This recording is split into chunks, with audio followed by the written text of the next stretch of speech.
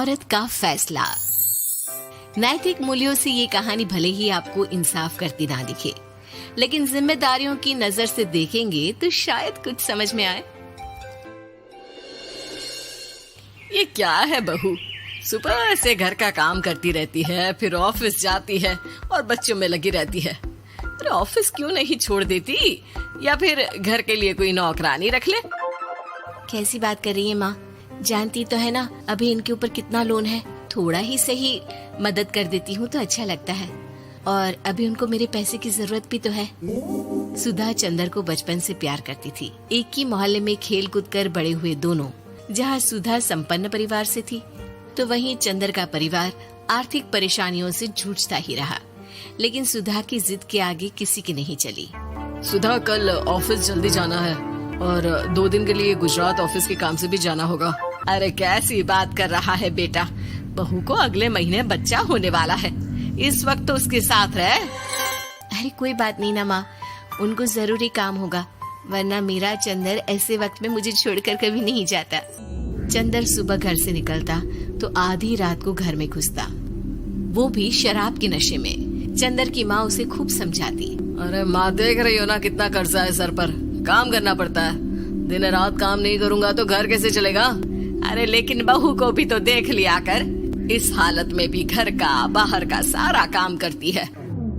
चंदर तो जैसे माँ की बात सुनकर भी अनसुना कर देता है। ऑफिस के बाद चंदर का फोन माँ के पास आता है। माँ, वो ऑफिस के काम से आज रात के लिए पास के शहर के ऑफिस जाना पड़ रहा है, कल सुबह आ जाऊंगा। सुधा रात को कमरे में सो रही होती है कि उसके पेट में दर्द होता है। सुधा चंदर को वीडियो कॉल करती है। इनको फोन कर लो, शायद कुछ आराम मिले। लेकिन 10 बार फोन करने पर भी वो सुधा का फोन नहीं उठाता। ऑफिस के काम से गए हैं, हो सकता है बिजी हो। कितनी मेहनत कर रहे हैं हम लोगों के लिए। सुधा सो तो जाती है, लेकिन अकेले उसे कमरे में डर लगता है। अगले रोज चंदर घर आता है, जहाँ सुधा ऑफिस जाने के लिए तैयार हो रही थी। तुम आज भी ऑफिस जाओगे? कल रात भर तो ड्यूटी की है, थक जाओगे, छुट्टी ले लो ना। अरे नहीं, कैसी बात कर रही हो, ये तो पॉसिबल ही नहीं है। अच्छा रुको, मैं जल्दी से तुम्हारा खाना और नाश्ता बना देती हूँ। बेचारी सुधा ऑफिस जाना छोड़कर लग जाती है पति के लिए खाना बनाने, उसके कपड़े प्रेस करने और जरूरत का सामान मुहैया कराने के लिए। हो सके तो रात की ड्यूटी मत लिया करो ना, मुझे बहुत डर लगता है। अरे यार क्या है, तुम तो ऐसे बिहेव कर रही हो कि तुम ही अकेली हो जिसे बच्चा होने वाला है। इतने लोगों के पति जो काम के सिलसिले में बाहर होते हैं, उनका क्या? सुधा को चंदर के मुंह से ये बातें अजीब लगती है। अरे हुआ क्या है तुमको? पहले तो तुम मेरा कितना ख्याल रखते थे, मेरे पास रहते थे, मेरी दवा से लेकर खाने पीने तक का सारा ख्याल, और अब इस बार तो तुम एक दफा भी मेरे साथ डॉक्टर के पास नहीं आए, क्यों? अरे पागल हो गई हो क्या? पागल वाली बात कर रही हो। काम धंधा देखो या फिर तुम्हें लेकर टहलता फिरो। और मुझे शुक्रवार की रात को काम से निकलना है, सोमवार आऊंगा। सुधा को समझ में नहीं आता कि क्यों अचानक से चंदर को फील्ड का काम मिल गया है। लेकिन एक दिन, सुधा, मैं और चंदर जरा एक रिश्तेदार के घर जा रहे हैं, तुम भी तैयार हो जाओ, घर में अकेली कैसी रहोगी। अरे नहीं, इस हालत में इसे लेकर जाना ठीक नहीं है। अरे लेकिन मैं ऑफिस भी तो जाती हूँ, फिर घर में अकेले। चंदर उसकी कोई बात नहीं सुनता। वो सीधा कार निकाल कर माँ को लेकर चला जाता है। सुधा घर के काम में लग जाती है कि अचानक उसकी नजर चंदर के बैग पर पड़ती है, जिसमें एक कागज दिखाई देता है। इनकी कागज भी ना इधर उधर फैले होते हैं, एक भी खो जाएगा तो बवाल करेंगे। लेकिन जैसे ही सुधा वो कागज खोलकर देखती है तो वो सदमे में आ जाती है। दरअसल वो कागज नहीं, बल्कि चंदर और उसके ऑफिस में काम करने वाली लड़की चांदनी की गोवा की टिकट होती है। सुधा चंदर के बैग को खोलकर देखती है तो उसे होटल के बिल से लेकर महंगे गिफ्ट्स और दूसरे शहरों के टिकट मिलते हैं। सुधा को समझते देर नहीं लगती कि उसका पति किसी और लड़की के साथ है। चंदर के आने पर सुधा उससे बात करती है। अरे नहीं, ऐसा कुछ नहीं है, तुमको गलत फहमी हो गई है।